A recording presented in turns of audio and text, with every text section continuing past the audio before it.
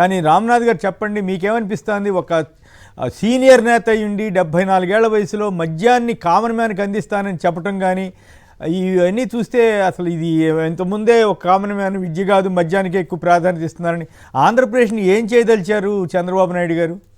సంక్షిప్తంగా మాట్లాడితే మిగతా విషయాలు కూడా మళ్ళీ వెళదాం. కొమ్మినేని గారు, మీకు రాజీవ్ గారికి good morning sir. Chandrababu Naidu గారు ప్రజలు ఏది కోరుకుంటున్నారు అన్న దాన్ని బట్టి పనిచేస్తున్నారు కానీ ఈ రాష్ట్రం బాగుండాలి, భావితరాలు బాగుండాలి అన్నట్టు పనిచేయడం లేదు. జగన్మోహన్ రెడ్డి మంచి విద్యా వైద్యం అందిస్తామంటే ఓడగొట్టారు కదా, అదే మంచి మద్యం ఇస్తామంటే మనకు ఓట్లు వేస్తారని చంద్రబాబు నాయుడు గారు నమ్మారు. ఇప్పుడే కాదు, 2014-19 మధ్య కూడా బీర్ ని ఒక హెల్త్ డ్రింక్ గా ప్రమోట్ చేసిన ప్రభుత్వం తెలుగుదేశం పార్టీ.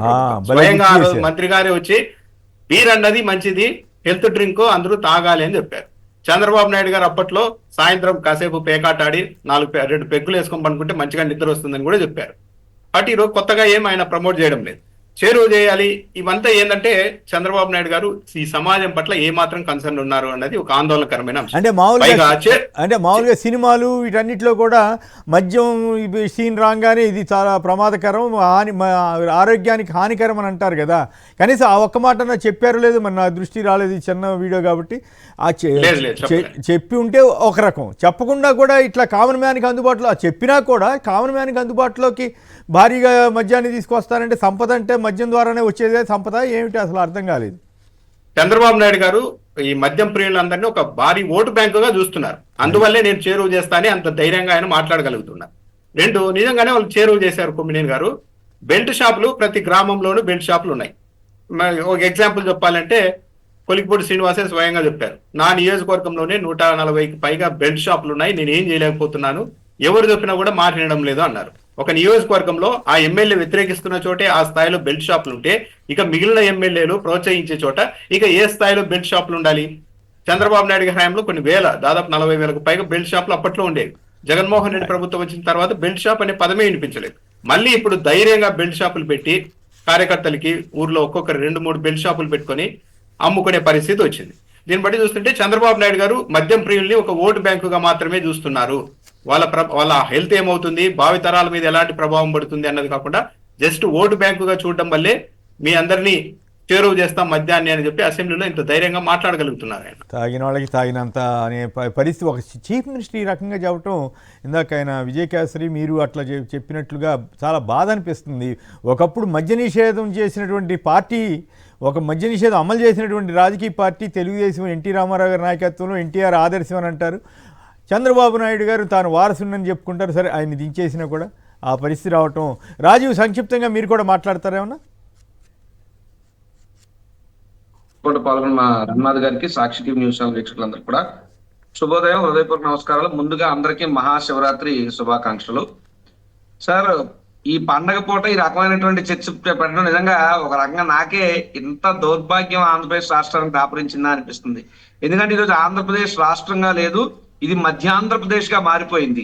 బీర్లు, బికినీ ఫెస్టివల్లు ఈ రెండు కళ్ళగా చేసుకుని పరిపాలన సాగిస్తున్నట్టుంది.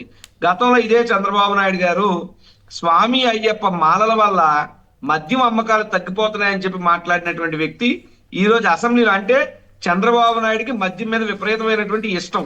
కానీ ఆ రోజు ఎన్టీ రామారావు గారు ఏదైతే మద్య నిషేధాన్ని చేశారో ఈయన దాన్ని తీసేసినటువంటి వ్యక్తి. మళ్ళీ జగన్మోహన్ రెడ్డి గారి కాలం పరిపాలనలో మద్యం షాపుల దగ్గర ఉన్నటువంటి పర్మిట్ రూములు తీసేయడం కానీ, లేదు అంటే ఆ బెల్ట్ షాపులను రద్దు చేయడం కానీ అన్ని జగన్మోహన్ రెడ్డి గారు చేసి మద్య నియంత్రణకు జగన్మోహన్ రెడ్డి గారు ముందుకు అడుగులు వేస్తే చంద్రబాబు నాయుడు గారు మద్య ప్రోత్సాహానికి అడుగులు వేస్తున్నారు. నిస్సిగ్గుగా ఒక రకంగా భావితరాలకు ఏం మెసేజ్ ఇస్తున్నారు? కామన్ మ్యాన్ కి అంటున్నారు, రేపు ఉదయం పిల్లలకు కూడా మద్యాన్ని అలవాటు చేసే స్కీమ్ ఏమన్నా చంద్రబాబు తెస్తాడేమో భయం కలుగుతుంది. ఎందుకంటే చట్టాలు చేసేటటువంటి సభలో చట్టాలు చేయాల్సింది పోయి బీరుని లేదా మద్యాన్ని కామన్ మ్యాన్ కి అందుబాటులో తేవడం ఏంటండి? ఇది ఏమైనా నిత్యావసర సరుక? మీకు చేతనైతే దమ్ముంటే మిర్చి ధరల్ని మంచిగా చేసి రైతుల్ని ఆదుకోండి, లేదా పెరుగుతున్నటువంటి నిత్యావసర ధరల్ని తగ్గించి ప్రజలను ఆదుకోండి. అవి కామన్ మ్యాన్ కు అందుబాటులో తిండి తప్ప మద్యాన్ని కామన్ మ్యాన్ కు అందుబాటులో తేవడం ఏంటండి? ఇదేం దౌర్భాగ్యం అండి? ఇది చూస్తుంటే ఆయన అన్నాడు చూడండి ఒకప్పుడు అసెంబ్లీలో, రక్తం మరిగిపోతుందని చెప్పి. అలాగే ఈ రోజు సగటు తల్లిదండ్రులు, సగటు కుటుంబీకులందరూ కూడా నిజమైనటువంటి కామన్ పీపుల్ ఎవరైతే ఉన్నారో వాళ్ళందరూ రక్తం మరిగిపోతుంది. ఎందుకంటే మధ్య అయితే మీరు రాంగ్ కొటేషన్ చెప్పారు మిత్రం, రాంగ్ సందర్భంలో చెప్పారు. అప్పుడు అన్నది మోడీ గారి తీరును చూసి రక్తం మరిగిపోతుందని ప్రత్యేక హోదా ఇతర అంశాల్లో. మద్యం విషయంలో ఆయన అనలేదు రక్తం మరిగిపోతుంది, అదే మద్యం విషయంలో మీకు రక్తం మరుగుతుంది. ఇంకోటి డిమాండ్ చేస్తాం సార్, మేము వీఆర్ అర్జింగ్ ద అసెంబ్లీ. ఎందుకంటే చట్టంలో ఉన్నది ఎలాగ అమలు చేయట్లేదు, కానీ కనీసం దీన్నైనా అమలు చేయండి. ఆ లీడర్ ఆఫ్ అపోజిషన్ చట్టాన్ని ఎలాగ అమలు చేయట్లేదు. కనీసం ఇంత దౌర్భాగ్య మాటలకి ఎప్పటికైనా రికార్డ్స్ నుంచి తొలగించి, లేదా అది ప్లే అవుతున్నప్పుడు కింద మద్యం సేవించడం ఆరోగ్యానికి ప్రమాదకరం, హానికరం అనేటువంటి మాటలు ఖచ్చితంగా అసెంబ్లీ రికార్డ్స్ లో పెట్టాలి. లేదంటే ఇది చరిత్ర దిద్దుకోలేనటువంటి తప్పు అవుతుంది. దీన్ని చూసి చాలా మంది యువకులు ఫ్యాషన్ గా ఫీల్ అవుతారు. రేపు మద్యం తాగి కూడా తెలుగుదేశం పార్టీ ఎమ్మెల్యేలు ఏమైనా అసెంబ్లీకి వచ్చే ప్రమాదం కూడా ఉంది. దయచేసి దీని మీద స్పీకర్ తీవ్రంగా స్పందించారు. ఇంకో విషయం ఏంటంటే, ఆ స్పీకర్ గారు ఇంకా మద్యాన్ని ప్రమోట్ చేయాలని చెప్పి విశాఖపట్నం మీటింగ్ అయితే మాట్లాడతారు. ఈ రకంగా ఉంది తెలుగుదేశం పార్టీ వ్యవహారం అంతా కూడా. రైట్, చూద్దాం. ఇక మిగతా వీడియోలు కూడా చూద్దాం. రైట్, దీని మీద కూడా 2 నిమిషాలు మాట్లాడించాలి. ఈ ఏడాదంతా ఎగవేసినట్లనే చెప్పకుండా మేలో ఇస్తానంటున్నారు. మరి స్కూల్లో అవి లేకుండా మరి ఎట్లా ఇస్తారు ఏం కదో. రామ్నాథ్ గారు మీరు సరే ఇస్తానని చెప్పినంత వరకు సంతోషమే, కానీ మిగతా స్కీమ్లు ఏమి చెప్పకుండా 1-2 చెప్పి మరి మిగతా వాటి గురించి ఏంటి, సూపర్ 6 ఇది కథా కమామిషన్ చెప్పాలి కదా. మీకేమనిపించింది ఆయన చెప్పినప్పుడు? నిజంగా ఇస్తారా అంటే ఈ ఏడాదికి ఎగ్గొట్టినట్లేనా, లేదు ప్రజల ఒత్తిడి కానీ రాజకీయంగా వైసీపీ వాళ్ళు చేస్తున్న ఒత్తిడి కానీ ఇవన్నీ ఫలించి ఈ మాత్రమే చెప్పారా?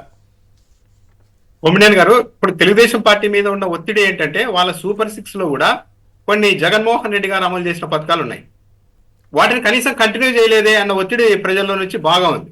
ఆ నేపథ్యంలోనే చంద్రబాబు నాయుడు గారు చేస్తాం అంటున్నారు. మరి చేస్తారో లేదో కూడా చూడాలి. ఒకటి అనిపిస్తోంది ఏంటంటే, ఆయన చాలా కాంట్రడిక్షన్ గా పదే మాట్లాడుతున్నారు. ఒక్కో రోజు ఒక్కో స్టేట్మెంట్ ఇస్తున్నారు. మొన్నేమో గవర్నర్ ప్రసంగంలో చెప్పించారు, ఎవరికైనా ఆ ఇష్యూస్ మళ్ళీ వెళ్దాంలేండి. మీకేమనిపించింది అంతవరకే అనేది చెప్తే దాన్ని బట్టి అది చంద్రబాబు గారి సంపద, వల, చేపలు, సూపర్ 6 ఇవి అసలు ఎక్కడి నుంచి తెస్తాము ఇవన్నీ మళ్ళీ మాట్లాడదాం.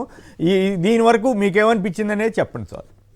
చంద్రబాబు నాయుడు గారు 4 ఏళ్ల పాటు ఇలాగే మాటలు చెప్పేసి ఆఖరిలో ఒక ఏడాది పథకాలు ఇచ్చి, నేను ఈ 4 ఏళ్ళు సంపద సృష్టించాను, అందుకు టైం పట్టింది, ఇక సంపద సృష్టించాను కాబట్టి ఇప్పటి నుండి ఇస్తాను, కాబట్టి మళ్ళా ఎన్నికల్లో ఓట్లు వేయండి అని ఏమైనా చెప్పబోతున్నారా అన్న ఒక అనుమానం అయితే కలుగుతోంది కొమ్మినేని గారు. రైట్, అయితే ఇక్కడ మీరు ఈ ఒత్తిడి కూడా కొంత పని చేసినట్లు ఉంది కదా ఈ స్టేట్మెంట్ అని ఇవ్వటానికి. ఇప్పుడు తల్లికి వందనం అన్నది జగన్మోహన్ రెడ్డి గారిది ఇచ్చిన అమ్మఒడి, రైతు భరోసా అనేది జగన్మోహన్ రెడ్డి గారే ఇంట్రొడ్యూస్ చేశారు. అవి ఆన్ గోయింగ్ స్కీమ్స్ కూడా ఆపేశారన్న ఒత్తిడి చాలా ఎక్కువగా ఉంది. దాంతో ఈ 2 గురించి మాట్లాడుతున్నారేమో అనిపించింది. అంటే ఈ ఏడాదికి అయితే ఎగ్గొట్టేసినట్లే కదా ఈ లెక్కన, ఒక ఏడాది పోయినట్టే కదా, కంప్లీట్ పోయింది. ఏ స్కీమ్ కూడా లేదు కదా. జగన్ గారు మొదటి సంవత్సరం ఇచ్చారు కదా. జగన్మోహన్ రెడ్డి గారు ఇచ్చారు. ఈయనైతే 1 year ఎగ్గొట్టి చెప్తున్నారు వాళ్ళు క్లియర్ గానే, మే నుంచి అంటే 1 year పోయిందని అర్థం. రైట్, మళ్ళీ మిగతా వీడియోలు కూడా చూద్దాం.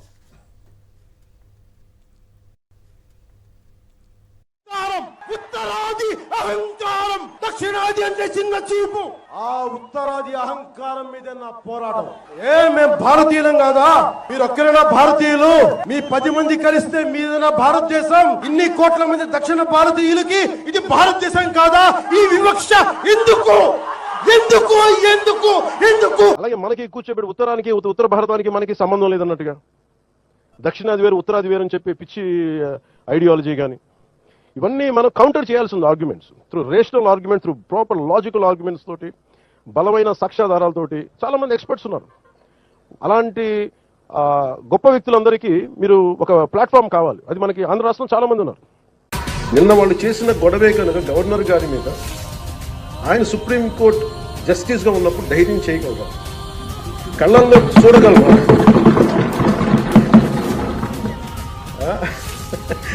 నాకు అది అనిపించింది. అంటే గౌరవించాల్సిన ఈ విధానం ఏంటనిపించింది.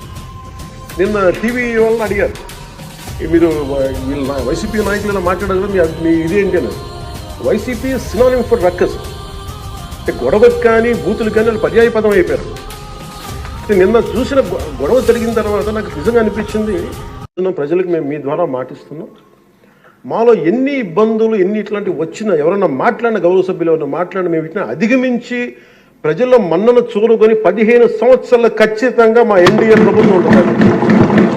ఎన్ని ఇబ్బందులు ఉన్నప్పటికీ కింద పడతాం, మీద పడతాం, అవి మా ఇంటి విషయాలు అధ్యక్ష, అవి మన ఇంటి విషయాలు. అవన్నీ మన ఎన్డీఏ కూటమి విషయాలు, మన కుటుంబ విషయాలు.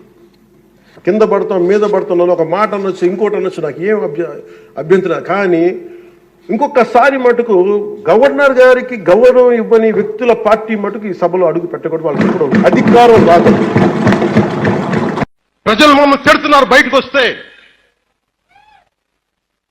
ఇంటెలిజెన్స్ అధికారులు కూడా చెప్తున్నాను, మమ్మల్ని తిడుతున్నారు. ప్రజలు మమ్మల్ని తిడుతున్నారు బయటకు వస్తే. ఇంటెలిజెన్స్ అధికారులు కూడా చెప్తున్నాను. అసలు సుపరిపాలన అంటే ఏంటి అధ్యక్ష నేను అడుగుతున్నాను అధ్యక్ష. అంటే సూపర్ 6 పథకాలు ఎగ్గొట్టడం సుపరిపాలన నేను అడుగుతున్నాను అధ్యక్ష. చరిత్రలో ఎప్పుడూ లేనట్టుగా 9 నెలల్లో 1,00,000 కోట్ల పైగా అప్పులు చేయడం సుపరిపాలన నేను అడుగుతున్నాను అధ్యక్ష. రోజుకి 50 మంది మహిళలపై అఘాయిత్యాలు నేరాలు జరగడం సుపరిపాలన నేను అడుగుతున్నాను అధ్యక్ష. అలాగే బెల్ షాప్స్ ద్వారా మద్యం ఏరులై పారడం సుపరిపాలన నేను అడుగుతున్నాను అధ్యక్ష. అలాగే మెగా డిఎస్సీపై తొలి సంతకం పెట్టి 9 నెలలైనా కూడా అది పూర్తి చేయకపోవడం సుపరిపాలన నేను అడుగుతున్నాను అధ్యక్ష. రైతులకు గిట్టుబాటు ధర ఇవ్వకపోవడం సుపరిపాలన నేను అడుగుతున్నాను అధ్యక్ష. 83 లక్షల మంది విద్యార్థులకు అమ్మఒడి, అలాగే వీళ్ళు చెప్పిన తల్లికి వందనం ఎగనామం పెట్టడం సుపరిపాలన నేను అడుగుతున్నాను అధ్యక్ష. రైతులు 53 లక్షల మంది ఉన్నారు అధ్యక్ష, వాళ్ళకి రైతు భరోసా ఎగ్గొట్టడం సుపరిపాలన నేను అడుగుతున్నాను అధ్యక్ష.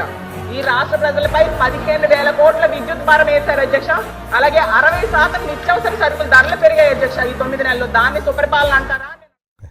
రైట్. వరద కళ్యాణి గారు చాలా చక్కగా మాట్లాడినట్లు అనిపించింది. ప్రశ్నలు వేస్తుంటే కామ్గా ఉండిపోయారు తప్ప, మామూలుగా ఇందాక యూనివర్సిటీ వైస్ ఛాన్సలర్స్ని బెదిరించి చేసినప్పుడు రామ్నాథ్ గారు వీడియో కూడా చూసాం కదా, అప్పుడు లేచి ఎక్కడ ఆధారాలు చూపిస్తున్నట్టుగా అసలు ఏం మాట్లాడలేదు.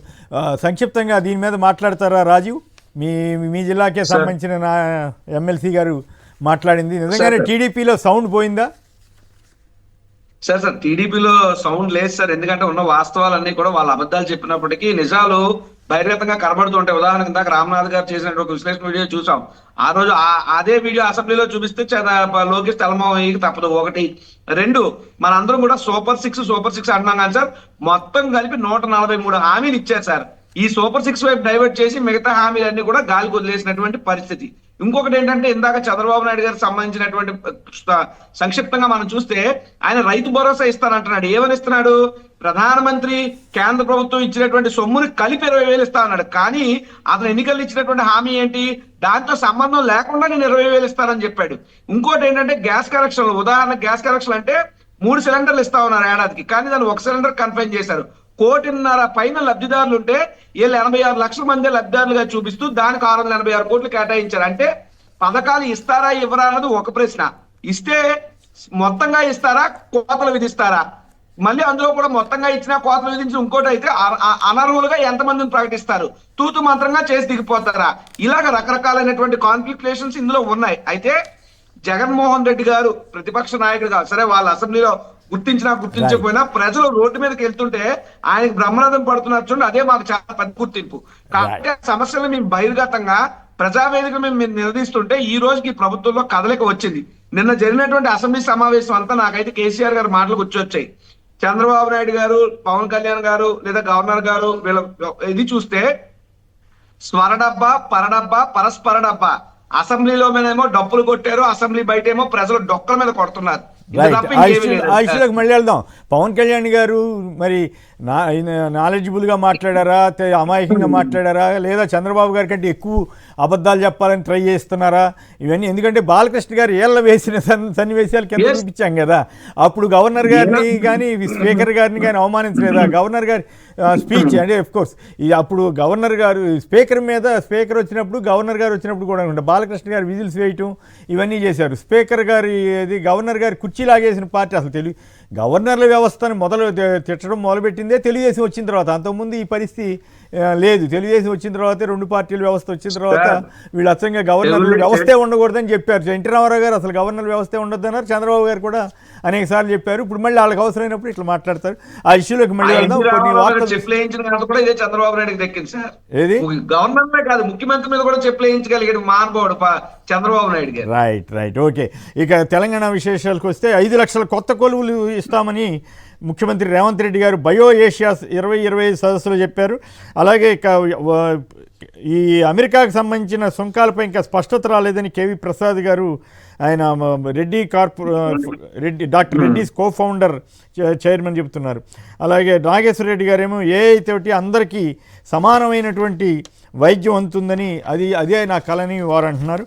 ఇక ఈ దురదృష్టవశాత్తు ఎస్ఎల్బిసి టన్నెల్ కూలిన దాంట్లో ఆశలు ఆవిరవుతున్న వార్తలు కూడా అన్ని పత్రికలు ఇచ్చాయి. ఏపీపై కృష్ణా బోర్డు ఆంక్షలు, సాగర్ నుంచి తీసుకుంటున్న నీటిని 7,000 క్యూసెక్లకు తగ్గించాలని చెప్పి, శ్రీశైలం నుంచి కూడా తాగునీటి అవసరాలకే తీసుకోవాలని చెప్పి తెలంగాణ ఫిర్యాదు నేపథ్యంలో కేఆర్ఎంబి స్పష్టీకరించింది. రేవంత్కు నిద్రలోనూ కేసీఆర్ గుర్తుకొస్తున్నారు. సీఎం అవుతానని రేవంత్ కల్లో కూడా ఊహించుకోలేదన్న కేటీఆర్. అలాగే తెలంగాణలో ఒక ఇంట్రెస్టింగ్ విషయం ఏంటంటే, ఈ సిబిఎస్ఈ, ఐసిఎస్ఈ, ఐబీ స్కూళ్ళలో కూడా తెలుగు లాంగ్వేజ్ని కంపల్సరీగా ఇంప్లిమెంట్ చేయాలని గతంలో జగన్ గారు ఎట్లయితే తెలుగు కూడా ఒక సబ్జెక్టుగా పెట్టారో, ఇప్పుడు తెలంగాణలో కూడా ఆ రకమైన ఇంగ్లీష్ మీడియంతో పాటు దీన్ని కూడా తీసుకురావటం మంచిది అనిపిస్తుంది. ఇక ఏపీ ఇష్యూస్కి వెళ్తే, అట్టుడిగిన మండలి, వీసీల బలవంతపు రాజీనామాలపై నిలదీసిన వైసీపీ, 6.5 లక్షల కోట్ల పెట్టుబడులు, 4 లక్షల ఉపాధి అవకాశాలపైన ప్రశ్నల వర్షం, పోలీసులు తప్పుల మీద తప్పు చేస్తున్నారు, ఘాటుగా వ్యాఖ్యలు చేసిన ఏపీ హైకోర్టు, చెప్పినట్లు చేసి తీరాల్సిందే, మద్య విధానంపై అక్రమ కేసులో సిఐడి బెదిరింపులు, మాట వినకుంటే తీవ్ర పరిణామాలు, అంతు చూస్తామని హెచ్చరిక, ముఖ్య నేత ఆదేశాలతో పక్కా పన్నాగం, తిమ్మిని బొమ్మిని చేసే యత్నం, అబద్ధపు సాక్ష్యాలతోటి, బెవరేజ్ కార్పొరేషన్ పూర్వ ఎండి వాసుదేవరెడ్డికి తీవ్ర వేధింపులు, ఇప్పటికే ఉద్యోగి సత్యప్రసాద్ని వేధించి దారికి తెచ్చుకున్న దర్యాప్తు సంస్థ, వాసుదేవరెడ్డి, రాజ్ కసిరెడ్డిలపై గురి, హైదరాబాద్ చేరుకున్న సిఐడి బృందాలు, target MP Mithun Reddy, retired IAS Dhanunjay Reddy, DGP కార్యాలయం మార్గదర్శకత్వంలో కుట్రను పర్యవేక్షిస్తున్న రిటైర్డ్ డీఐజీ ఘట్టమనేని శ్రీనివాస్. ఇది కూడా ఏ రకంగా పరిణామాలకు వెళ్తుందో చూడాలి. సంక్షేమం, అభివృద్ధి ఆ తర్వాతే, ముందు సంపద సృష్టించాలన్న చంద్రబాబు, వీసీలతో బలవంతపు రాజీనామాలు చేయించారన్న ఆధారాలతో సహా చూపించిన వైసీపీ, లోకేష్ ఒత్తిడే అని చెప్పినటువంటి వైసీపీ ఎమ్మెల్సీలు. అలాగే వారం అప్పులే అప్పులు, 7.20% వడ్డీతో మరో 1000 కోట్ల అప్పుకు వెళ్ళినటువంటి చంద్రబాబు సర్కార్, పులివెందుల కంటికి రెప్పల 10 కోట్లతో వైఎస్ రాజారెడ్డి నేత్ర వైద్యశాల ఆధునీకరణ, పోలీసులు తప్పుల మీద తప్పు చేస్తున్నారని హైకోర్టు వ్యాఖ్యానించింది. దశాదిశ లేకుండా గవర్నర్ ప్రసంగం చేస్తున్నారు, గత ప్రభుత్వ విధ్వంసం వంటి వ్యాఖ్యలు చొప్పించడం దారుణమన్న కౌన్సిల్లో ప్రతిపక్ష నేత బొత్స సత్యనారాయణ, సభా మర్యాదలు మంటగలిపింది చంద్రబాబేనన్న వైసీపీ రీజనల్ కోఆర్డినేటర్ కన్నబాబు. ఇక లోకేష్ గారు చెప్పిన దానికి సోషల్ మీడియాలో కౌంటర్ ఇచ్చారు. అబద్ధాలు చెప్పడంలో చంద్రబాబు నుంచి వారసత్వాన్ని బాగానే కొనసాగిస్తున్నాం, జగన్ గారి హయాంలో ఒక్క పరిశ్రమ రాలేదా, మీ నాన్న చంద్రబాబు హయాంలో ఎన్ని పరిశ్రమలు వచ్చాయి, ఎన్ని ఉద్యోగాలు వచ్చాయంటూ ఇవిగో పెట్టుబడులు అంటూ పెద్ద లిస్టునే వైఎస్ఆర్ కాంగ్రెస్ పార్టీ విడుదల చేసింది. నిజానికి ఆ రోజుల్లో వచ్చిన అనేక పరిశ్రమలని ఆ తర్వాత రోజుల్లో ఒక 10 రోజులతో గవర్నమెంట్ వచ్చిన కొత్తలోనే చంద్రబాబు గారు కూడా ఇనాగ్రేట్ చేశారు. యాక్చువల్గా అవన్నీ కూడా జగన్ గారి టైంలో వచ్చినాయి. వీటి మీద సామాజిక మాధ్యమంలో సామాజిక సర్వేలో కూడా, ఆర్థిక సర్వేలో కూడా 23-24లో పారిశ్రామిక పెట్టుబడులు పెరిగాయని చెప్పి కూడా సర్వే చెప్తోంది. జగన్ గారి టైంలో ఆ సంవత్సరం 2014 నుంచి 23-24 వరకు రకరకాల పోల్చి చెప్తూ ఎంఎస్ఎంఈలు వీటన్నిటి గురించి కూడా రాశారు. ఇక బిల్డప్ బాబాయిలు మే నెలలో తల్లికి వందనం అన్నది, సూపర్ 6 హామీలన్నీ అమలు చేస్తామని ఒకరోజు రాస్తారు, ఇంకో రోజేమో ఎట్లా సాధ్యమవుద్ది అంటారు. చేపలు ఇవ్వకూడదు, చేపల వల ఇవ్వాలన్న సూక్తినే పాటిస్తామని గవర్నర్ గారి స్పీచ్లో చంద్రబాబు గారి వ్యాఖ్యగా చెప్పారు. మరి వలిస్తారా, హామీలు ఇస్తారా, వీటన్నిటి మీద చేయాలి. ఇక ఎమ్మెల్సీ ఎన్నికల్లో హోరాహోరీ పోటీ జరుగుతోంది. ఇక విడిపోం, ఎన్ని ఇబ్బందులు వచ్చినా విడిపోమని పవన్ కళ్యాణ్ గారు అంటున్నారు. మరి ఆ పవన్ కళ్యాణ్ గారు మరి అంతగా ఏమిటో, మరి అంతగా మరి లొంగుబాట లేకపోతే ప్రశ్నించే పరిస్థితి లేదా, ప్రజల సంగతి వదిలేసి జనానికి ఇచ్చేస్తున్నారా? ఇప్పుడు వీటిలో ముందుగా లోకేష్ గారి ఇష్యూకి వెళ్దాం. నిజంగానే ఆయన షాడో సీఎం మాదిరిగా వ్యవహరిస్తున్నారు కదా. నిన్న కౌన్సిల్లో జరిగిన దాని మీద, తర్వాత పవన్ కళ్యాణ్, తర్వాత చంద్రబాబు ఇష్యూలోకి వెళ్దాం.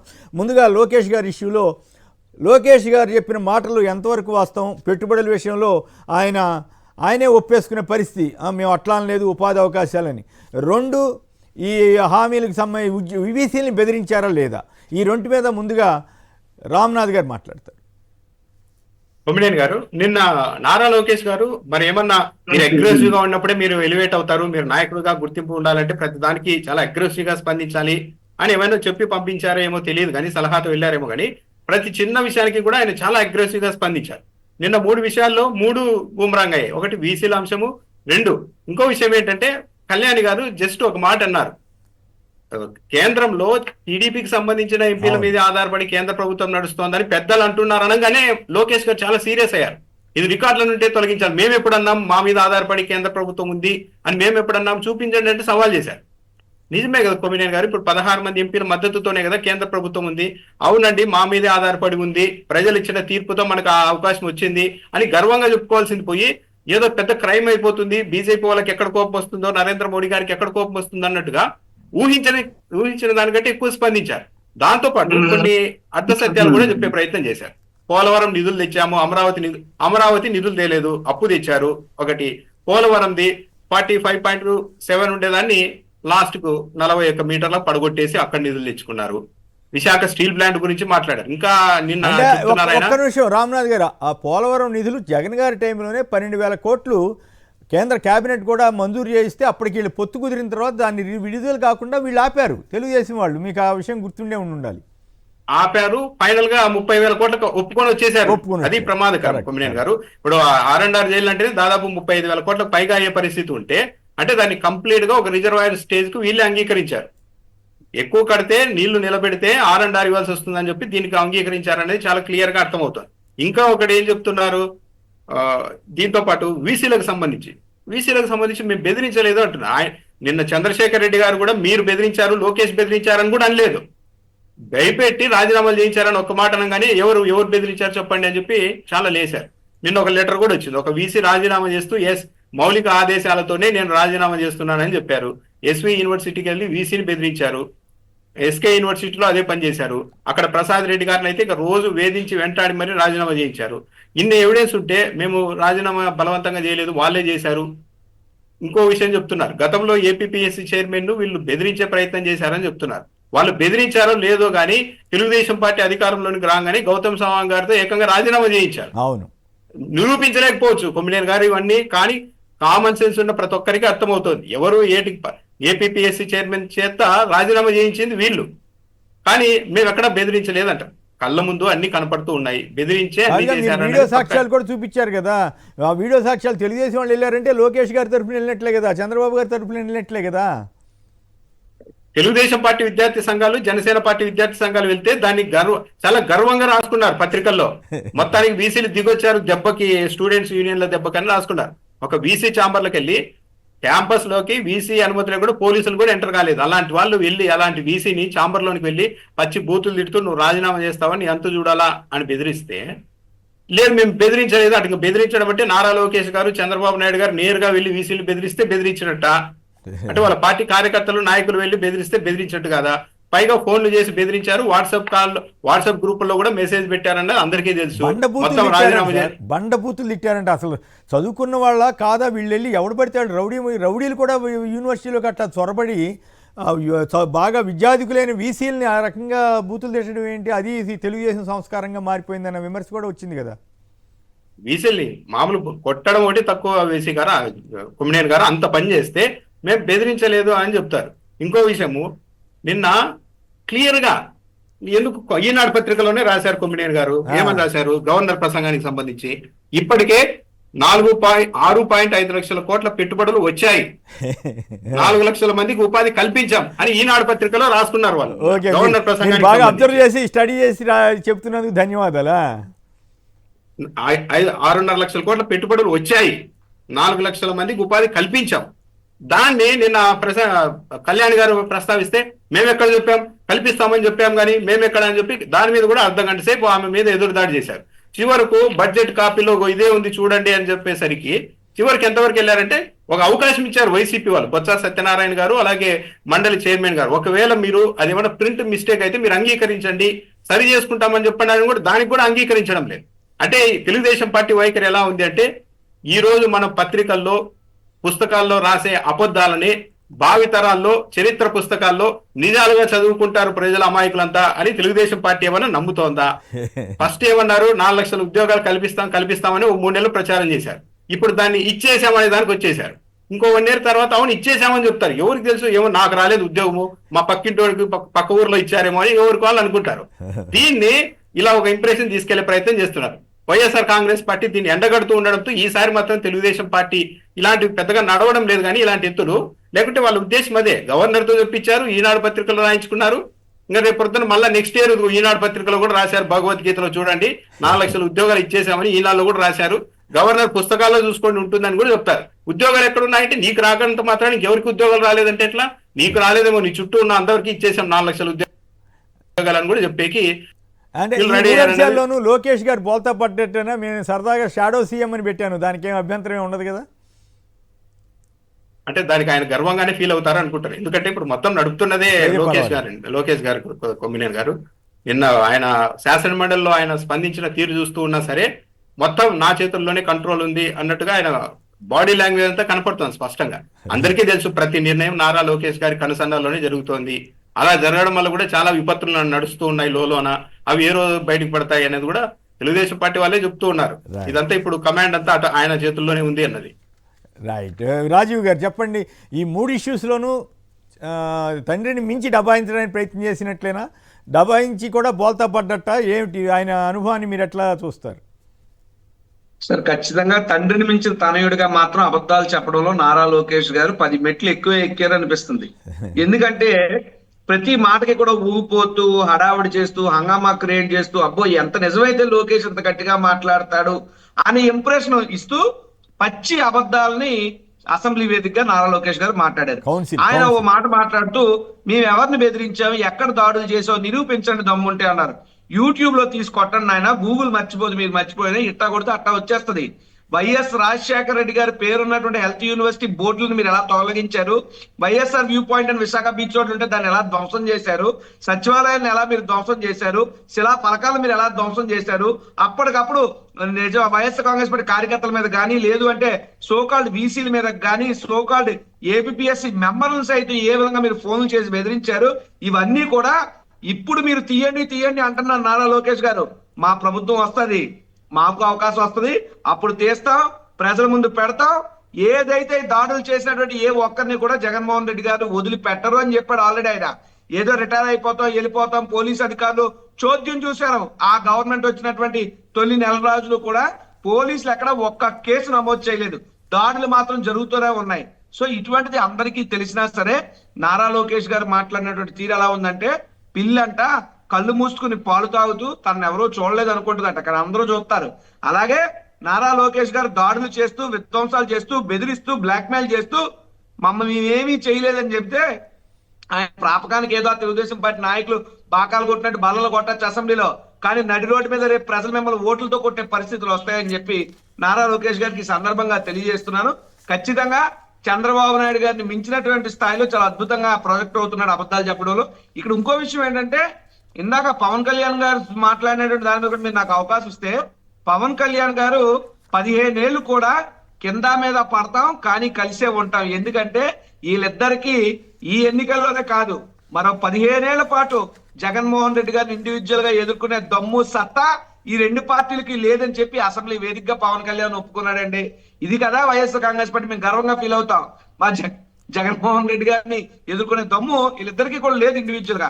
ఇంకో విషయం కూడా మీరు గమనించాలి, ఏదైతే ఆయన ఎవరైనా మీరైనా నేనైనా వ్యక్తిగా ఎవరైనా 2 వ్యక్తులు కలిసామనుకోండి, ఓ కలయిక ఓ పార్ట్నర్షిప్ గానో ఏదైనా ఉన్నాం అనుకోండి, ఉన్నటువంటి పరిస్థితిలో పరస్పరం గౌరవాలు పరస్పరం ఆత్మాభిమానాలు ఒకరినొకరు గౌరవంగా చూసుకుంటాం. అదే మనం జీతం ఇచ్చే పనిగాడు అనుకోండి, పని అబ్బాయి అనుకోండి, మనం తిట్టినా సరే 1-2 మాటలు పడతాడు.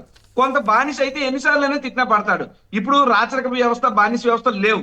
నేను అనుకోవడం ఏంటంటే, జీతం పుచ్చుకునేటటువంటి ఒక బానిసగా పవన్ కళ్యాణ్ చంద్రబాబు నాయుడుకి మారిపోయాడు. కాబట్టే ఎన్నైనా సిగ్గు శరం వదిలేసి తిట్లు కాస్తాం. రేపు లోకేష్ సీఎం చేసినా నేను పడతాను, కింద మీద పడతానంటే ఏదైనా కింద ఉంటాడు, ఇతని పైన ఏమో లోకేష్ పడతాడు సీఎం గా.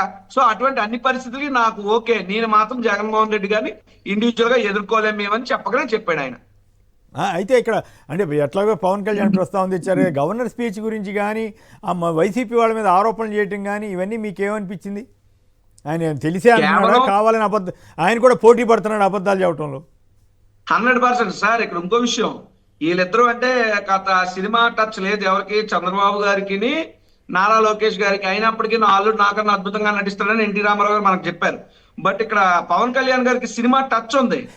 ఏంటండి ఆ ఉత్తరాది దక్షిణాది గురించి అంటే వినేవాడు వెరువెంగలప్ప అయితే చెప్పేవాడు పవన్ కళ్యాణ్ అన్నట్టు ఉత్తరాది దక్షిణాది అని చెప్పి ఊగిపోయింది నువ్వు, అదుపులు అరిచింది నువ్వు, కేకలేసింది నువ్వు. ఈ రోజు వచ్చి ఉత్తరాది దక్షిణాది కాన్ఫ్లిక్ట్స్ ఎవరన్నా పెడితే అటువంటి వారిని మనం అరాచకాలను అడగట్టాలి. ఏంటండి నీ మాటలు అంటే నువ్వు ఇంకా నయం పుణ్యవాన్ సోషల్ మీడియా ఉంది కానీ, లేదంటే వీళ్ళు చెప్పినవన్నీ నిజాలు అయిపోతుంది. ఇంకో పక్క ఏంటంటే ఈ పవన్ కళ్యాణ్ అనే వ్యక్తి గతంలో తెలుగుదేశం పార్టీ నాయకులు చేసిన అరాచకాలు గాని, వాళ్ళ అసెంబ్లీలో వ్యవహరించినటువంటి జుగుప్సాకరమైనటువంటి తీరును గాని అన్ని మర్చిపోయి గవర్నర్ మీద కాగితాలు చింపేయలేదా, స్పీకర్ కుర్చీని తిరగదోయలేదా, అసెంబ్లీలో బాలకృష్ణ గారు విజిల్ చేయలేదా, ఇంకో దిక్కుమాల కార్యక్రమం చేయలేదా? మరి అటువంటి దిక్కుమాలినటువంటి పార్టీతో నువ్వెందుకు అంటకాగావు? అవన్నీ జరగలేదని చెప్పే ధైర్యం పవన్ కళ్యాణ్ ఉందా? ఈ రోజు వైసీపీ వారు ఏమన్నారు, మీరు గవర్నర్ గారితో అబద్ధాలు ఆడించడం తప్పు అని చెప్పి ఉన్న నిజాన్ని మాట్లాడితే నీకెందుకంత ఉనుకు? నువ్వు అధికారంలోకి వచ్చింది, నువ్వు ఉప ముఖ్యమంత్రి అయింది ప్రజలకు మంచి చేయడానిక, చంద్రబాబు నాయుడుకి బాకాలు వదలడానిక, లేకపోతే వైసీపీని తిట్టడానిక? What is the purpose for your victory? నీకు ఎందుకు గెలిపించారు 21 సీట్లు? నువ్వు ఏ రోజున ప్రజల సమస్యల మీద నిలదీసావా? ఈ రోజు యువత గ్రూప్ 2 కి సంబంధించి అంత ఇబ్బందులు పడుతూ నడి రోడ్డు మీదకి వచ్చి ధర్నాలు చేస్తుంటే ఒక్క యువత గురించి మాట్లాడలేనటువంటి ఉప ముఖ్యమంత్రి పదవి నీకుంటే అంత, ఊడితే అంత. ఊడిగం చేయడానికి చంద్రబాబు కోసం ఉన్నావు తప్పితే ప్రజలకు సేవ చేయడానికి పవన్ కళ్యాణ్ లేడు అన్నది నిన్నటి అసెంబ్లీ సమావేశాలతో అర్థమైపోయింది సార్ ప్రజలకి. Right. So Pawan Kalyan issue కూడా మీరు చెప్పేశారు. యాదగిరి గారు హైదరాబాద్ నుంచి. యాదగిరి గారు నమస్కారం, మాట్లాడండి. హలో, మాట్లాడండి. Hello, right. మాట్లాడండి. టీవీ ఇంటూ కాదు, మాట్లాడండి డైరెక్ట్గా సంక్షిప్తంగా. హలో, మాట్లాడండి సార్. నేను ఈ రోజు అబ్జర్వేషన్ చేసింది ఏంటంటే అసెంబ్లీ సమావేశాల్లో పవన్ కళ్యాణ్ మాట్లాడిన విషయం గురించి. చెప్పండి. నాకెందుకో ఇప్పుడు 2028లో జమిలీ ఎలక్షన్లు వస్తాయని నాకు విశ్వాసం, నాకు కొంచెం మీడియాలో తెలిసిన వాళ్ళు ఉన్నారు. అయితే దానికి ఏమనుకుంటుంటే పవన్ కళ్యాణ్ 2025, 26, 27 ఎండింగ్ వరకల్లా గుంజి అధికారాన్ని అనుభవించి తర్వాత డివైడ్ అయ్యి గవర్నమెంట్ మీద అటాక్ చేద్దామని చూస్తున్నాం. ఎందుకంటే గ్రూప్ 2 పోస్టుల విషయంలో కానీ, దాడులు జరుగుతున్న విషయంలో కానీ, ఇప్పుడు అమ్మ ఒడి కానీ ఏ స్కీమ్ ఇవ్వకుండా మాట్లాడకపోవడానికి ఏం కారణం అంటే బాబు గవర్నమెంట్ మీద డుబ్బుదమ్మని చూస్తున్నాయి అంతా. అట్లా కుదరదు కదా, నేను కూడా మోస్తున్నానని చెప్పాడు కదా. ఇద్దరు అంటే మనము సార్ ఒక్క నిమిషం సార్, మనం చూస్తున్న దాన్ని అబ్జర్వేషన్ చేస్తున్న దాన్ని బట్టి కనీసం ఒక దాని మీద కూడా స్పందిస్తలేదు సార్. అది స్పందించట్లేదు. పైగా వైసీపీ మీద ఏదో పిచ్చి పిచ్చి ఆరోపణలన్నీ చేస్తున్నారు. అట్లా ఇట్లా రఘురామకృష్ణరాజు గారికి మత్తు ఇచ్చాడు, ఓకే ఇచ్చుకో. కానీ మరి ఆయన అంతకుముందు కులాల మధ్య మతాల మధ్య ద్వేషం పెట్టేలాగా మాట్లాడటం తప్పు కాదంట. టీడీపీ వాళ్ళు చంద్రబాబు గారిని అరెస్ట్ చేయడం తప్పు అంటున్నారు. మరి తెలుగుదేశం అకౌంట్లోకి డైరెక్ట్గా విదేశాల నుంచి నిధులు వచ్చినాయని చెప్పి సిఐడి అభియోగం మోపి ఆధారాలతో సహా చూపిస్తా ఉంది. దాన్ని టీడీపీ వాళ్ళే ఖండించలా, పవన్ కళ్యాణ్ గారు ఖండిస్తున్నాడు. అది చాలా తమాషాగా తెలుగుదేశం వాళ్ళ కంటే కూడా ఎక్కువ రాజభక్తి ప్రదర్శిస్తున్నాడేమో అని అనిపిస్తా ఉంది. ఒక్క పాయింట్ సార్, ఇంకొకటే point, only point sir. Hello, ఇంకొక పాయింట్ సార్, అంతే. చెప్పండి. నాకు వైఎస్ఆర్సీపీ ఎందుకు ఓడిపోయింది అనేది నేను దాదాపు ప్రతి సంవత్సరం తిరుపతికి ఒక 4 సార్లు పోతా సార్. నేను బాగా అబ్జర్వేషన్ చేసింది ఏంటంటే కార్యకర్తలకు అనేది కొంచెం ఏదైనా సంపాదించుకోనిక కానీ ఏదైనా ఖర్చు పెట్టనిక కానీ ఆర్థిక స్తోమత కూలిపోయారు సార్ 5 years లా వైసీపీ గవర్నమెంట్ పాలించిన విషయంలో. నేను అదే అబ్జర్వేషన్, ఏ స్కీమ్ చేసినా ఓన్లీ తెలంగాణలో ఓన్లీ రైతు బంధు అనేది స్కీము రేవంత్ రెడ్డి చేయకుంటే మీరు గ్రామాలలో వదిలి చాలా వ్యతిరేకత ఉంది. అదే ఆంధ్రప్రదేశ్ లో నేను అబ్జర్వేషన్ చేస్తాను. నాకు దాదాపు 20-22 వ్యతిరేకత అంటున్నారు ఏపీలో. చూద్దాం దేనికి కారణం దేనికి తెలుసా సార్? వైఎస్ఆర్సీపీ ఓడిపోవడం నేను చేసిన అనాలిసిస్ ప్రకారం ఒకటే సార్. లాస్ట్ ఒకటి రామ్నాథ్ గారు, నేను వాళ్ళ వింటుంటే వీడియో బాగా ఒకటి ఏం తెలిసిందంటే నాకు కార్యకర్తలకు అనేది ఖర్చు పెట్టిన డబ్బులు లేకున్నాయి సార్. ఓన్లీ 40% వైఎస్ఆర్సీపీ వచ్చిందంటే ఎలక్షన్ లో ఒకటే సార్ వచ్చిందంటే జగన్ గారు చేసిన స్కీమ్ల వల్లనే వచ్చినాయి. కార్యకర్తలు కష్టపడ్డ ఓట్లు కావాలి. నేను బాగా అబ్జర్వేషన్ చేశాను. ధన్యవాదాలండి. పోన్ చంద్రరావు గుంటూరు నుంచి. పోన్ చంద్రరావు సార్ నమస్కారం అండి. నమస్కారం, మాట్లాడండి. పవన్ కళ్యాణ్ తప్పనిసరిగా ఇంకో సంవత్సరం ఎన్నికరణంగా వాళ్ళతోటి విడిపోయి ఈ చేయలేనివన్నీ చంద్రబాబు నెత్తినేసి ఆయన చూస్తాడండి. మరి ఇప్పుడు ఆయన వైఖరి చూస్తే ఆయన ఎప్పుడే మాట అయినా మార్చవచ్చు అనేది అనేక సందర్భాల్లో రుజువు అవుతోంది. మరి అప్పుడు చెప్పే మాటలు అప్పుడు చెబుతాడేమో. మొత్తం మీద డ్రామా సినిమా యాక్టర్గా బాగానే అబద్ధాలు చెప్పడం కానీ నటించడంలో కానీ చేస్తున్నాడా? మరి ఇప్పుడేమో 15 ఏళ్ళు అంటున్నాడు. చంద్రబాబు గారి మెప్పుదల కోసం పాకులాడుతున్నాడా? జనసేన కార్యకర్తలు వాళ్ళ పాపం వాళ్ళ మనోభావాలు ఇప్పుడు రాజీవ్ అంటున్నట్లుగా బానిస మనస్తత్వాన్ని తీసుకెళ్తున్నాడు అన్నట్లుగా ఉంది. నాగేశ్వరరావు వెస్ట్ గోదావరి నుంచి సంక్షిప్తంగా మాట్లాడండి దయచేసి. సార్ అందరికీ నమస్తే. నమస్తే సార్, వీళ్ళు చాలా అబద్ధాలు చెప్తున్నారు సార్. అన్ని అబద్ధాలే, ఒక్క ప్రామిస్ నెరవేరలేదు. ఇప్పుడు వైఎస్ఆర్ కాంగ్రెస్ వాళ్ళు పోస్టర్ వారు ఒకటి మొదలు పెట్టాలి సార్. ప్రతి కాలనీలోను రోడ్డు ప్రక్కన ఎక్కడ పడితే అక్కడ పోస్టర్స్. మళ్ళీ అప్పుడు రెడ్ బుక్ ప్రయోగిస్తారు కదా, మళ్ళీ లేనిపోయింది. అప్పుడే మొదలు పెడితే వాళ్ళు రెడ్ బుక్ అంటారు, కేసులు అంటారు. ఇప్పుడు ఒక రకంగా లేదు కదా. మొన్న ఆశ్చర్యం వేసింది ఔత్శ్రీధర్ రెడ్డి మీద. ఏమీ అక్కర్లేదు పోస్టర్.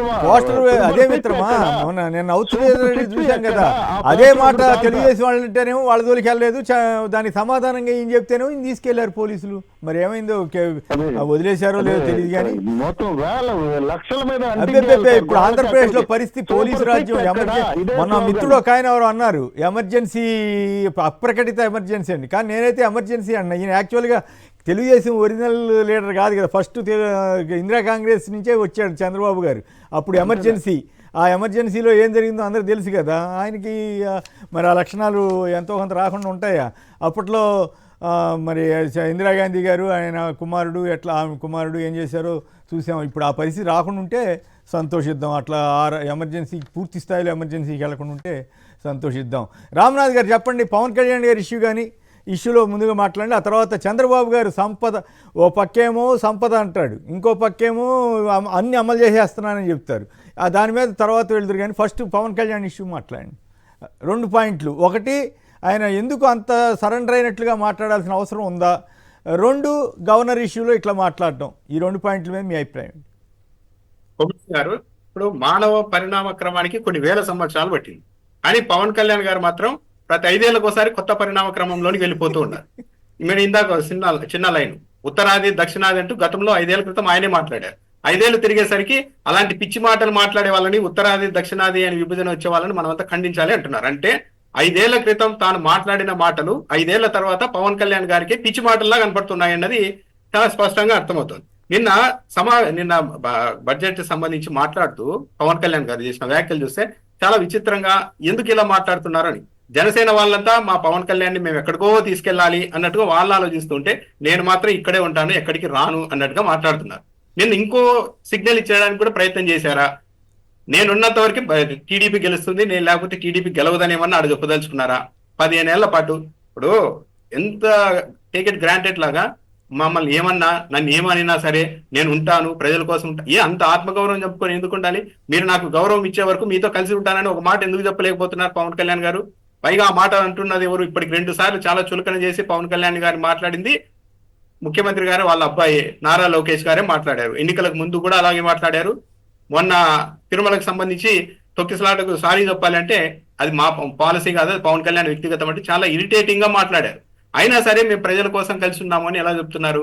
ఈయన ప్రజల కోసం కలిసి లేరు, తెలుగుదేశం పార్టీతో ఏదో ప్రయోజనాల కోసమే కలిసి ఉన్నారు అన్నది కూడా అర్థమవుతోంది.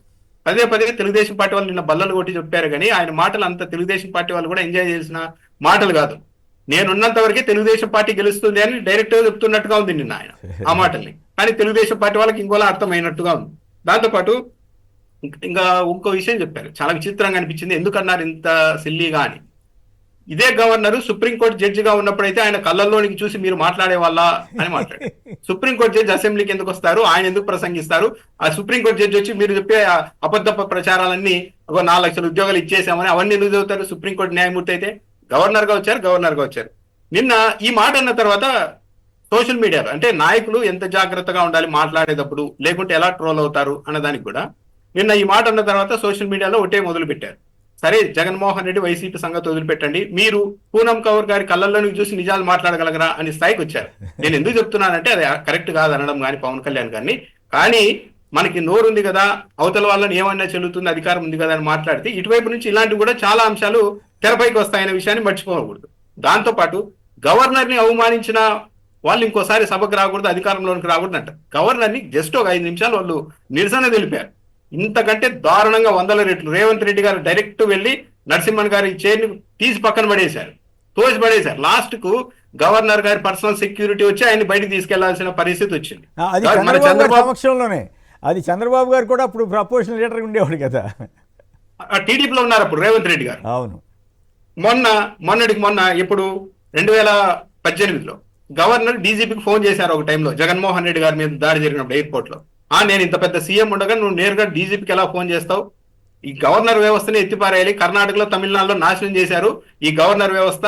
ఏపీలో ఇప్పుడు మొదలు పెట్టారు నరేంద్ర మోడీ, గవర్నర్ ద్వారా నన్ను నాశనం చేయాలనుకుంటున్నారు, ఈ వ్యవస్థని ఎత్తిపారేయాలి అని మాట్లాడిన వ్యక్తి చంద్రబాబు నాయుడు గారు. ఇంకొకటి, బూతులకు పర్యాయ పదాలుగా వైసీపీ మారిపోయిందని కూడా మాట్లాడారు. ఇదే గవర్నర్ని కావచ్చు, స్పీకర్ని కావచ్చు, వీళ్ళు ఏమాత్రం గౌరవించారు అన్నదానికి కొమ్మినేని గారు గతంలో మన తమ్మినేని సీతారాం గారిని ఉద్ధ వెంకన్న మాట్లాడిన మాటలు, ప్రజల సొమ్ము తిని పందిలా బలిశాడు, చచ్చే వరకు టీడీపీలో ఉంటానని సీతారాం చెప్పాడు. ఇప్పుడు బురదలో పందిలా చంద్రబాబు నాయుడుపై విమర్శలు చేస్తున్నారు. 2024 ఎన్నికల తర్వాత ఆముదాల వరుస రోడ్లపై అంకుశం సినిమాలో రామిరెడ్డిని కొట్టినట్టు తమ్మినేని శ్రీనివాసులను కొట్టుకుంటూ తీసుకెళ్తాం. తెలుగుదేశం పార్టీ అధికారిక ఈ పేపర్ లో రాసినారు తమ్మినేని సీతారాం గారి గురించే. ఎప్పుడు స్పీకర్ గా ఉన్నప్పుడే దున్నపోతులా సాంబార్ తాగొచ్చి అసెంబ్లీలో నిద్రపోతాడు. నిన్న పవన్ కళ్యాణ్ గారు చెప్తున్నారు కదా సార్, అంత దారుణంగా రాశారు. ఆంబోతు సాంబార్ తాగుతారు రకరకాలు మాట్లాడితే అవన్నీ ఏం కనిపించలేదు. నిన్న ఒక 5 నిమిషాలు వాళ్ళు నిరసన తెలిపితే మాకు హోదా ఇవ్వండి అని, దానికి అసలు మొత్తం అసెంబ్లీలో మొత్తం వాళ్ళు ఏదో అంత మందు పాత్రలు పెట్టి పేల్చేసేంత ఇదిగా మాట్లాడినారు అన్నట్టుగా పవన్ కళ్యాణ్ గారు మాట్లాడుతున్నారు. చాలా విచిత్రం. అంటే ఈయన గతం చరిత్ర తెలీదా, లేకుంటే తనకు కావాల్సిన విధంగా మాత్రమే చరిత్రను చదువుకుంటారా? తన తెలుగుదేశం పార్టీ వాళ్ళు తన వాళ్ళు చేసిన విషయాల్ని కావాలని విస్మరిస్తారా? అసలు నిజంగా ఆయన చదివిన 80,000 పుస్తకాలు ఆ విషయాలు ఏమి లేవేమో కానివ్వండి, మరి అది ఏ చరిత్ర పుస్తకాలు చదివారు కానీ అలా చేసుకుంటూ వెళ్ళారు. దాంతో పాటు నిన్న ఇంకో విషయం కూడా చెప్తూ ఉన్నారు. ఎంత పచ్చి అబద్ధం అంటే, విశాఖ స్టీల్ ప్లాంట్ ను ప్రైవేటీకరించడానికి వైసీపీ వాళ్ళు ఒప్పుకున్నారు, మేము వచ్చి రక్షించామని చెప్పారు. కొద్ది నెలకు కాలేదు, నెల క్రితం కేంద్ర గనుల శాఖ మంత్రి వచ్చి, స్టీల్ మినిస్ట్రీ వచ్చి వైఎస్ఆర్సీపీ అడ్డుకుంది, మేము ప్రైవేటీకరించబోతే అడ్డుకుంది అని చెప్పారు. కానీ దాన్ని కూడా వక్రీకరించి అసెంబ్లీలో సత్యదూరమైన మాటలు యథేచ్ఛగా స్వైర విహారం చేశారు. నిన్నంతా అసెంబ్లీలో అసత్యాలతో స్వైర విహారం చేశారు. ఏం చేద్దాం, ఆ పరిస్థితి అట్లాంటి పరిస్థితి దాపరింది. పెద్దిరెడ్డి గారు గుంటూరు నుంచి. పెద్దిరెడ్డి గారు నమస్కారం, మాట్లాడండి. Good morning sir. Pawan Kalyan గురించి ఇంకొక విషయం మర్చిపోయారు సార్. నిన్న ఆయన మాట్లాడుతూ ఉత్తర దేశం దక్షిణ దేశానే కాకుండా ఇంకో మాట కూడా అన్నారు సార్. తెలంగాణ వాదులకు తెలంగాణ వాదం ఉంది, ఆంధ్ర వాళ్ళకు ఆంధ్ర వాదం లేదు, కుల భావం ఎక్కువైంది అని అన్నారు. ఇదే పవన్ కళ్యాణ్ గారు కుల దాని మీదనే పార్టీ పెట్టారు సార్. ఆయన ఎక్కడ పోటీ చేశారు ఒకసారి వెరిఫై చేసుకోమని చెప్పండి సార్. ఆయన మాట్లాడతారు మరి కులాల గురించి, కులాలు ఎక్కువైపోయినాయి అని చెప్పేసి. ఇప్పుడు ఆయన కలిసి ఉండమని ఎవరు వద్దన్నారు? కలిసి ఉండమని చెప్పండి. ఇప్పుడు వాళ్ళ క్యాడర్కి ఎవరైతే ఉన్నారో, వాళ్ళ ఆయన వెనకాల ఎవరైతే ఉన్నారో వాళ్ళకి సమాధానం చెప్పుకోవాలి. ఆయన నేను ఎందుకు ఈ విధంగా పోతున్నాను, మీరందరూ నాతో రండి అని చెప్పాలి. ఎవరికి అవసరం నువ్వు ఉంటే ఏంటి, లేకపోతే బయటకు వస్తే ఏంటి సార్.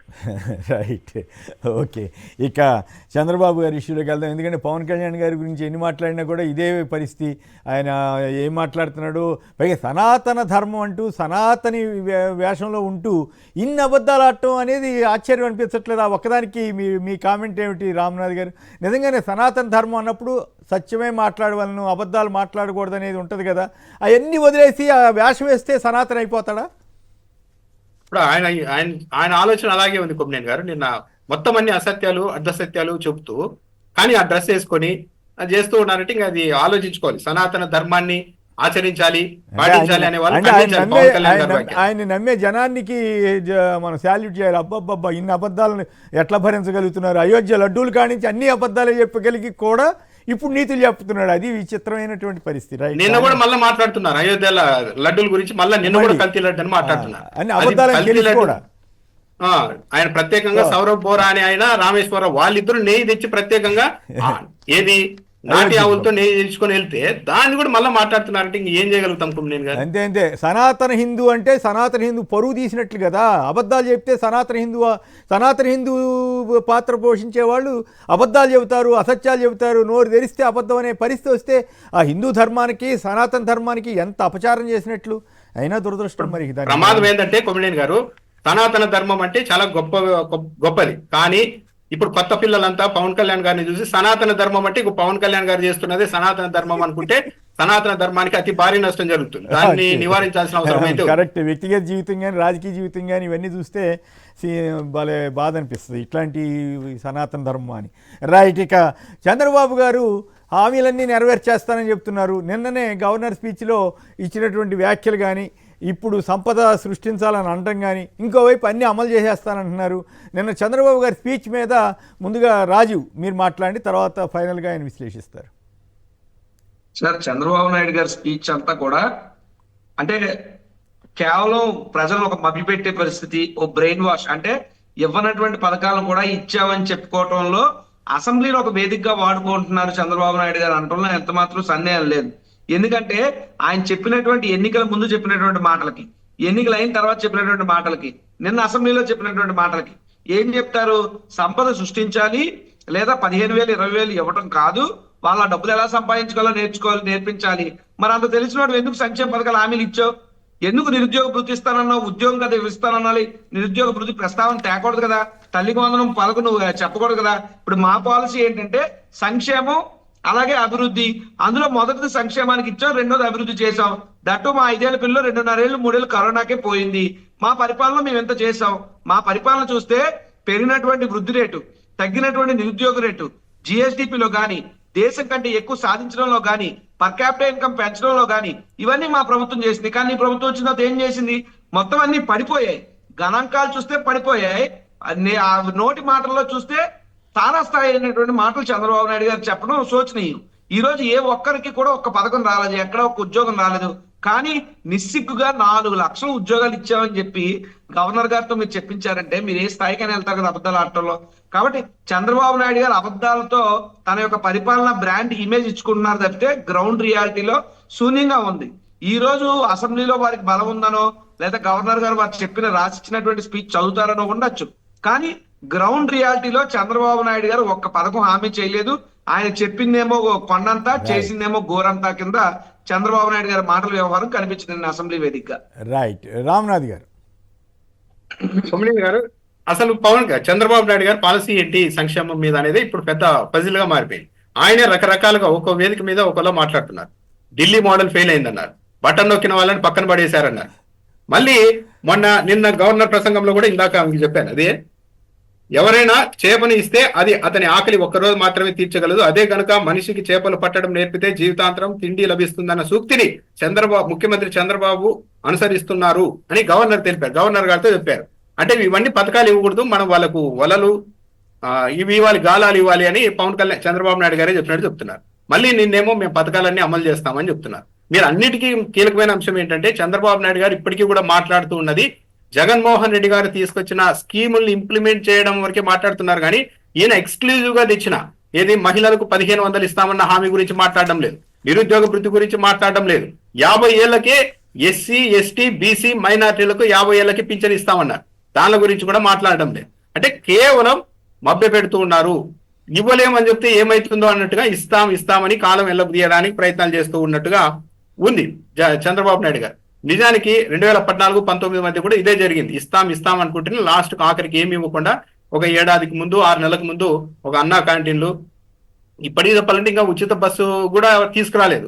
తెలంగాణ ప్రభుత్వం అన్న అధికారం వచ్చిన వెంటనే కొన్ని నెలల్లోనే ఆ స్కీమ్ ఇంప్లిమెంటేషన్ లేక తెచ్చింది. కానీ దాన్ని కూడా చంద్రబాబు నాయుడు గారు చేయడం లేదు. అంటే చంద్రబాబు నాయుడు గారు కేవలం మాటలతో మభ్యపెట్టే ప్రయత్నం చేస్తూ ఉన్నారు. అతి తక్కువ పని చేసి ఎక్కువ మైలేజ్ తెచ్చుకోవడం ఎలా అన్న దాని మీద అనలైజ్ చేస్తూ ఉన్నారు. కానీ ప్రజలకు మంచి చేయాలి అన్న ఆలోచనతో చంద్రబాబు నాయుడు గారు లేరు అన్నది అయితే చాలా క్లియర్ గా. ఒక పాయింట్ చెప్పండి రామ్నాథ్ గారు. ఇక్కడ పాయింట్ ఏంటంటే అయితే దానికి కట్టుబడి ఉండాలి ఆ కొటేషన్కి. ఏది చేపలు ఇవ్వకూడదు, చేప వల ఇవ్వాలన్నది. ఓకే, సంతోషం. లేకుంటే ఈ సూపర్ 6 హామీలు అమలు చేస్తాము, అమలు ద్వారానే అభివృద్ధి అని చెప్పాలి. రెండు ఎట్లా చెప్తాడు నాకు అర్థం కావట్లేదు. అంటే ఏదో ఒకటి మోసం అని చెప్పడమే కదా. అంటే అసలు ఆయనకి చిత్తశుద్ధి లేదనేటువంటి అభిప్రాయం కలగదా? మళ్ళీ ఇంకోవైపు సంపద సృష్టించిన తర్వాత చూద్దాంలే, మీరు మళ్ళీ సంపద నాకు సృష్టించడం తెలుసు అంటారు, ఇంకోవైపు ఏమో మీరు చెవిలో వచ్చి చెప్పండి అంటారు. ఇంత పరస్పర విరుద్ధమైనటువంటి వ్యాఖ్యలు చేయడం ద్వారా ఇప్పుడు సోషల్ మీడియా వచ్చింది కాబట్టి ఇవన్నీ బయటకు వస్తున్నాయి. ఈ రకంగా జనాన్ని మాయ చేయటం సాధ్యమేనా? తన మేనిఫెస్టో మోసం అని పరోక్షంగా అంగీకరించే ధైర్యం చేస్తున్నారు, కానీ ప్రత్యక్షంగా అంగీకరించే ధైర్యాన్ని చంద్రబాబు నాయుడు గారు చేయలేకపోతున్నారు. మీరు కొద్ది రోజుల పత్రికల్లో చూసినా కూడా కొమ్మినేని గారు తెలుగుదేశం పార్టీకి అనుకూలమైన పేరున్న పత్రికల్లో అప్పుడే దీనిలో మళ్ళీ పప్పు బెల్లాలు ఈ పథకాల వల్ల రాష్ట్రాలు నాశనం అయిపోతాయి, వీళ్ళే ఎన్నికల ముందు సూపర్ 6 తో చంద్రబాబు నాయుడు బ్యాటింగ్ లెగ్ దిగారు, ఇంకా అవతలలో నిలబడే పరిస్థితి ఉండదు, ఇవన్నీ అద్భుతమైన పథకాలు అంటూ పేజీలకు కథనాలు రాశారు. మళ్ళీ కొద్ది రోజుల నుండి ఇవన్నీ నాశనం చేసే పథకాలు అని మాట్లాడుతున్నారు. చంద్రబాబు నాయుడు గారి ఆలోచన ఏంటి అంటే గవర్నర్ గారితో తాను చూపించుకున్నారు, అది ఆయన అసలు రూపం. మేము పథకాలు ఇవ్వము, కావాలంటే వలలు ఇస్తాం, అంతవరకే. కానీ ఇప్పటికిప్పుడు మేము అన్ని ఇవ్వము అంటే మీరు మేనిఫెస్టోలో చెప్పారు కదా, సూపర్ 6 లో చెప్పారు కదా, పచ్చి మోసం అంటారు కదా అన్న ఉద్దేశంతో ఇస్తాం, సంపద సృష్టిస్తాం అంటూ చెప్తూ వెళ్తున్నారు. నిజానికి వదిలేసినట్లే కదా, ఆ సంగతి కూడా చెప్పాలి కదా. ఈ ఏడాది ఎందుకు ఇవ్వలేకపోయామో చెప్పాలి కదా, ఎందుకు మేము అబద్ధం చెప్పామా లేకపోతే ఏంటి అనేది కూడా చెప్పాలి కదా. ఈ ఏడాది చెప్పకుండా వచ్చే ఏడాది మే అంటే వచ్చే ఏడాది కిందకి వచ్చేసింది కదా సార్. మే కాకపోతే జూన్, ముందేమో జూన్ అన్నారు, ఇప్పుడు ఏదో తెలివిగా మే అంటున్నారు. మరి అంటే ఈ ఏడాది మొత్తం పోయినట్టే అన్ని స్కీములు, సూపర్ 6 అంతా, సూపర్ 6 మిగతా ఇప్పుడు ఇందాక మిత్రుడు రాజీవ్ చెప్పినట్లుగా అనేక హామీలు. చంద్రబాబు నాయుడు గారు ఒక అద్భుతమైన ఎండమావుల వ్యాపారి అనేది ఇందుకే కొమ్మినేని గారు ఎండమావుల వ్యాపారి గారు. అంటే ఆ ముందర భలే పేరు పెట్టారు రామనాథ్ గారు, ఎండమావుల వ్యాపారి. అంతే, ఇక్కడ ఈ రోజు ఇక్కడ నిలబడి ఆ ముందర పెద్ద కొలను ఉంది అంటారు, అక్కడికి వెళ్ళిన తర్వాత లేదు ఇక్కడ లేదు మీకు కనిపించలేదేమో, ఇంకా ముందుకు పోదాం పదండి అంటారు. అట్లా వీలైతే 2047 వరకు ఇలాగే నడిపించగలిగిన సమర్థులు చంద్రబాబు నాయుడు గారు. Okay, right. లక్ష్మణ్ గారు పామర్ నుంచి. లక్ష్మణ్ గారు నమస్కారం, మాట్లాడండి సార్. నమస్తే సార్. నమస్తే, మాట్లాడండి. కేరళ ఉన్న రామనాథ్ గారికి, కొండరాజు గారి అన్నకి నమస్తే అన్న. సార్, పవన్ కళ్యాణ్ గారు 15 సంవత్సరాలు మేము కలిసే ఉంటాము, అవును, మీ విడిపోము అని చెప్పేసి అంటున్నాడు. అవును, అంటే ఆయన పవన్ కళ్యాణ్ గారికి సింగల్ గా పోటీ చేస్తే ఎమ్మెల్యే కూడా గెలవడం చెప్పి భయమా? అంతేగా, వాళ్ళ కార్యకర్తలు ఏమనుకుంటున్నారు, మన ఈయనేమో సీఎం చేయాలని చెప్పేసి వాళ్ళ కార్యకర్తలు కోరుకుంటారు, ఇతనేమో మేము కలిసే ఉన్నాం మనం అని చెప్పేసి ఇతను అంటాడు. అంటే జగన్ గారు అంటే ఆయనకి ఎంత భయం అర్థమవుతుంది సార్. రైట్. రవి గారు విజయవాడ నుంచి. రవి గారు సార్, గుడ్ మార్నింగ్ అండి. నమస్కారం. ఇప్పుడు వాళ్ళ పథకాలు ఇంప్లిమెంట్ చేస్తారని ఇమీడియట్ గా నేను అనుకోలేదు, కానీ కనీసం నేను ఎక్స్పెక్ట్ చేసింది ఏంటంటే కనీసం ఎప్పుడు చేస్తారు షెడ్యూల్. బాగా మంచి పాయింట్ గుర్తు చేశారు, కరెక్ట్. ఇప్పుడు వాళ్ళ సంపద సృష్టించి ఇస్తామన్నారు వేరే విషయం, అంటే సంపద సృష్టించే వరకు ఇవ్వరని అర్థమని నాకు అర్థమవుతుంది. మరి ఆ మాట మేనిఫెస్టోలో చెప్పుండొచ్చు కదా. మేనిఫెస్టోలో చెప్తే జనాలు ఓట్లేరు కదా సార్. ఇప్పుడు మన రష్యా అల్లుడేమో కొత్త తీరు పట్టుకొచ్చారు. ఎవరు? రష్యా అల్లుడు. రోజా గారు పెట్టిన పేరు వాడుకుంటున్నారు మీరు. ఆయన ఏమంటారు, ఆయన నేను రూలింగ్ పార్టీలో ఉంటారు, అపోజిషన్ కూడా నేనే ఉంటారు, అన్ని నేనే. అదో డైలాగ్. అప్పుడు వాళ్ళు ఏం చెప్పారంటే మేము ప్రజాస్వామ్యం గురించి వాళ్ళు మాట్లాడకూడదు. అవును, పోనీ అపోజిషన్ లో ఉంటారన్నప్పుడు ప్రశ్నించవచ్చు కదా. నేను ప్రశ్నించడానికి వచ్చిన పార్టీ అంటే వాళ్ళన్నేమో ప్రశ్నించే వాళ్ళ కుక్కలు నక్కలని తిడతాడు ఆయన. మరి ప్రశ్నించే వచ్చేయడానికి వచ్చిన పార్టీలో చేరి ఆయన మరి కుక్కలు నక్కలని ఎవరు అంటున్నారో తెలియదు. రైట్. రాజు గారికి కూడా చెప్పండి, ఈ మద్యం విషయంలో వాసుదేవరెడ్డి వీళ్ళ మీద, ఇంకో ఎవరు కసిరెడ్డి రాజు ఆయన మీద వీళ్ళు ఘట్టమనేని శ్రీనివాసుని ప్రయోగిస్తున్నారని వార్త రాశారు, వాళ్ళ సాక్షిలో వచ్చింది. ఏమిటి ఇదేమన్నా మళ్ళీ కొత్త మిథున్ రెడ్డిని టార్గెట్గా మళ్ళీ ఇదేమన్నా సామాజిక వర్గాల సమస్యగా మారే ప్రమాదం కనపడతా ఉందా? ఖచ్చితంగా సార్. తెలుగుదేశం పార్టీ వారు ఏదో ఒక రకంగా, ఉదాహరణకు మనం వల్లభనేని వంశీ గారి కేసు తీసుకుంటే ఎవరైతే బాధ్యతగా చెప్పబడిన వ్యక్తి న్యాయస్థానం ముందుకెళ్ళి నాకు ఏం సంబంధం లేదు, నన్ను ఎవరు ఇబ్బంది పెట్టలేదు, నాతో సాక్ష్యం అని చెప్పి ఇచ్చేసి, అంటే కుట్రపూరితంగా ఒక మ్యాలిఫైడ్ ఇంటెన్షన్ తో కాన్స్పిరసీలో భాగంగా ఈ రకమైనటువంటి కేసులు పెట్టి ఇరికించి వేధిస్తున్నారు అన్నటువంటిది ఒక అంశం ప్రూవ్ అయింది ఆల్రెడీ. సో ఈ రోజు వాసుదేవరెడ్డి గారిని మా ప్రభుత్వం మారిన వెంటనే కూడా వాసుదేవరెడ్డి గారి మీద అక్రమ కేసులు బనాయించి ఆయన్ని చిత్రహింసలకు గురి చేసి ఆయన వదిలేసి వెళ్ళిపోయే పరిస్థితి తీసుకొచ్చి ఆయన అరెస్ట్ చేసి ఈ రోజు ఆయన చుట్టూ ఈ వ్యవహారాన్ని తిప్పుతూ ఖచ్చితంగా దీన్ని రాజశేఖర రెడ్డి గాని లేదంటే మిథున్ రెడ్డి గారు కానీ ఇటువంటి వ్యక్తి, మరి ముఖ్యంగా పెద్దిరెడ్డి గారి కుటుంబాన్ని మద్యం వ్యవహారంలో టార్గెట్ చేసి వాళ్ళని ఇబ్బందులు పెట్టాలనేటువంటి ఆలోచన కుట్ర ఈ ప్రభుత్వం చేస్తుంది. అంటే ప్రభుత్వంతో పాటు ఈనాడు ఎజెండా కూడా కదా, ఈనాడు వాళ్ళ ఎజెండా కదా, వాళ్ళకి మార్గదర్శి అన్ని లోక్సభలో కూడా చెప్పారు అనేది, అది కూడా రైట్. ఇప్పుడు మార్గదర్శి అంశాలు కానీ, మార్గదర్శి అంటే ప్రజల సొమ్మును దండేసి దాంతో ఆ సొమ్మును మళ్లించి ఆ సొమ్ముని స్వాహా చేసినటువంటి మార్గదర్శి గురించి, వాళ్ళ అన్యాయాల అక్రమాల గురించి పార్లమెంట్ వేదికగా మిథున్ రెడ్డి గారు మాట్లాడుతుంటే మిథున్ రెడ్డి గారు నోరు మూయించాలనేటువంటి ఉద్దేశంతో ఈ రకమైనటువంటి అక్రమ కేసులు బనాయించి ఆయన జైల్లో పెట్టాలనేటువంటి ఒక కుట్ర కోణంలో భాగంగానే వాసుదేవరెడ్డి వ్యవహారం చుట్టూ ఈ మద్యం కుంభకోణం అనే పేరుతో ఈ యొక్క మొదటి రోజులో హింసి ఎంత గట్టిగా హింసి చేసినా కూడా వేధించినా ఆయన ఒప్పుకోలేదట. అందుకని ఇప్పుడు మళ్ళీ మొదలు పెట్టారని కథనాలు వస్తా ఉన్నాయి. మరి ఏం చేస్తారు? Right, okay. రామ్నాథ్ గారు, కొండా రాజీవ్ గారు పలువురు మాట్లాడారు. అందరికి కూడా ధన్యవాదాలు. ఇది నేటి చర్చా కార్యక్రమం. నమస్కారం.